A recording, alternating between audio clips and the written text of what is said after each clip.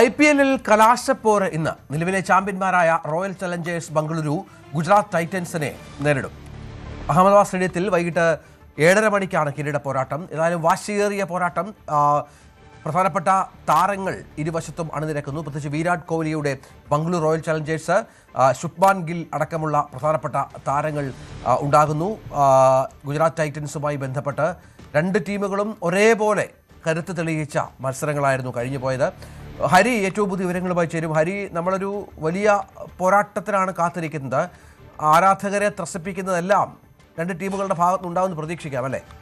തീർച്ചയായും. പ്രത്യേകിച്ച് Gujarat Titans versus royal Challengers Bangalore final പോരാട്ടം നമ്മൾ പ്ലേ ഓഫ്സിൽ കണ്ടതാണ്. ഫസ്റ്റ് ക്വാളിഫയർ ഇരുവരും തമ്മിലായിരുന്നു. അതിൽ RCB ഗംഭീരമായി ജയിച്ചുകൊണ്ടാണ് ഫൈനലിലേക്ക് പ്രവേശിച്ചത്. അതിൻ്റെ കണക്ക് കൂടി തീർക്കാനായിരിക്കും GT ഇറങ്ങുന്നത്. രണ്ട് ടീമുകളുടെയും നമ്മൾ ഈ ടൂർണമെൻറ്റ് മുഴുവനായിട്ടും എടുത്ത് നോക്കിയാൽ ഐതിഹാസികമായ തിരിച്ചൊരു കംബാക്ക് നടത്തിയ ഒരു ടീം കൂടിയാണ് ഗുജറാത്ത് ടൈറ്റൻസ്. ആദ്യത്തെ 6 കളിയിൽ നിന്ന് 3 മത്സരങ്ങൾ മാത്രം ജയിച്ചു. പിന്നെ തുടർച്ചയായ ജയങ്ങളായിരുന്നു ഗുജറാത്ത് ടൈറ്റൻസിനെ ഇവരെ ക്വാളിഫയറിലേക്കും അതും ടേബിൾ ടോപ്പിൽ രണ്ടാമത്തെ പൊസിഷനിലേക്കും കൊണ്ട് നിർത്തിയത്. RCB അവിടെ ഡിഫെൻഡിങ് ചാമ്പ്യൻസ് എന്ന രീതിയിൽ തന്നെയാണ് അവർ കളിച്ചത്.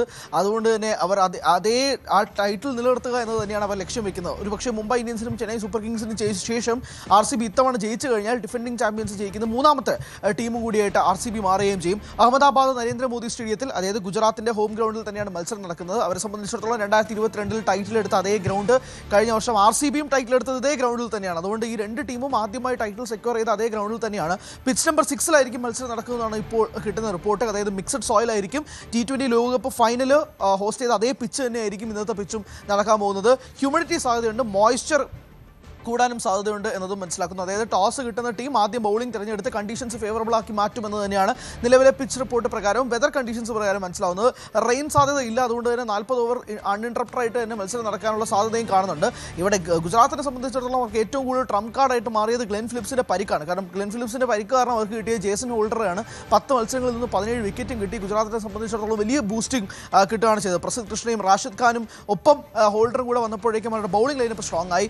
അതേപോലെ തന്നെ RCBയെ സംബന്ധിച്ചിടത്തോളം ബൗളിംഗ് ലൈനപ്പിൽ ഹേസൽവുഡും ഭുവനേശ്വർ കുമാറും വന്നപ്പോഴേക്കും അവരുടേതായ റാഷിദ് ഖാനും കൂടെ വന്നപ്പോഴേക്കും അതിൻ്റെതായ സ്ട്രോങ് ലൈനപ്പ് കിട്ടി. രണ്ട് ബൗളിംഗ് യൂണിറ്റും ശക്തമാണ്. പക്ഷേ സംസാരിക്കാനുള്ളത് ബാറ്റിങ്ങിനെ പറ്റിയാണ്. ബാംഗ്ലൂരിനെ സംബന്ധിച്ചിടത്തോളം രജത് പത്തിദാർ എന്ന ക്യാപ്റ്റൻ കഴിഞ്ഞ മത്സരത്തിൽ 33 പന്തിൽ നിന്നും 93 റൺസ് എടുത്തത് അവർക്കൊരു ഐതിഹാസികമായ ക്യാപ്റ്റൻ സ്റ്റോക്ക് കിട്ടിയതുപോലെയാണ്. പക്ഷേ രഞ്ജിത്ത് പറഞ്ഞ പോലെ തന്നെ വിരാട് കോഹ്ലി എന്ന കിങ്ങും ശുഭ്മൻ ഗിൽ എന്ന പ്രിൻസും തമ്മിലാണ് ഈ ഫൈനൽ പോരാട്ടം ഏറ്റവും കൂടുതൽ സംസാരിക്കുക. കിങ് വേഴ്സസ് പ്രിൻസ് എന്ന രീതിയിൽ തന്നെയാണ് സോഷ്യൽ മീഡിയയിൽ ഹാഷ്ടാഗ്സ് മുഴുവൻ നിറഞ്ഞു നിൽക്കുന്ന ഒരു സാഹചര്യം ഉണ്ടാകുന്നത്. GTയെ സംബന്ധിച്ചിടത്തോളം സായ് സുദർശൻ, ശുഭ്മൻ ഗിൽ എന്ന ഓപ്പണിംഗ് പെയർ കഴിഞ്ഞ മത്സരത്തിൽ 167 റൺസ് എടുത്താണ് ആ ഫസ്റ്റ് വിക്കറ്റ് പാർട്ട്ണർഷിപ്പ് ബ്രേക്ക് ആവുന്നത്. അതും സായ് സുദർശന്റെ തുടർച്ചയായ രണ്ടാമത്തെ ഹിറ്റ് വിക്കറ്റ് കൊണ്ട് മാത്രം.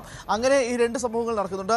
ജോസ് ബട്ട്ലറും ഉണ്ട് അവർക്ക്. അങ്ങനെ ഒരു ആദ്യത്തെ 3 പേർ ഗംഭീരമായി GTക്ക് വേണ്ടി കളിക്കുകയാണെങ്കിൽ ഒരുപക്ഷെ GTക്ക് ജയിക്കാനുള്ള സാധ്യതയുണ്ട്. പക്ഷേ ഒരു ഓവറോൾ ഗംഭീരമായ പെർഫോമൻസ് RCBയുടെ ഭാഗത്ത് നിന്ന് വരികയാണെങ്കിൽ ഒരുപക്ഷെ ഡിഫെൻഡിംഗ് ചാമ്പ്യൻസ് വീണ്ടും ടൈറ്റിൽ നേടുന്ന മുംബൈ ഇന്ത്യൻസിനും ചെന്നൈ സൂപ്പർ കിങ്സിന് ശേഷം ടൈറ്റിൽ നേടുന്ന മൂന്നാമത്തെ ടീമായിട്ടും കൂടി RCBക്ക് മാറാൻ കഴിയുമെന്നുള്ള പ്രതീക്ഷയും കൂടിയുണ്ട്. ഈ സാല കപ്പ് നമ്മുടെ എന്ന് കളിയാക്കി ചോദിച്ചുകൊണ്ടിരുന്ന ആളുകളുടെ മുന്നിലേക്ക് കഴിഞ്ഞ വർഷവും കപ്പ് കിട്ടിയതായി ഈ വർഷം ഫൈനൽസിലേക്ക് എത്തിക്കൊണ്ടാണ് ആ വിമർശകർക്ക് മറുപടി പറഞ്ഞുകൊണ്ട് RCB ടീമും കൂടി എത്തുന്ന ഒരു സാഹചര്യം ഉണ്ടാകുന്നത്. എന്തായാലും കണ്ടീഷൻസ് ഫേവറബിൾ ആണ്. പക്ഷേ അഹമ്മദാബാദിലാണ് മത്സരം നടക്കുന്നത് എന്നത് പറയുമ്പോഴേക്കും രണ്ട് ടീമുകൾക്കും അനുകൂലമല്ല എന്ന് വേണം തന്നെ പറയാൻ. കാരണം ആ പിച്ച് മിക്സഡ് സോയിലാണ്. ഒരു ടീമിനും അങ്ങനെ വാശി പിടിക്കാൻ പറ്റുന്ന ഒരു പിച്ച് ഒന്നുമല്ല.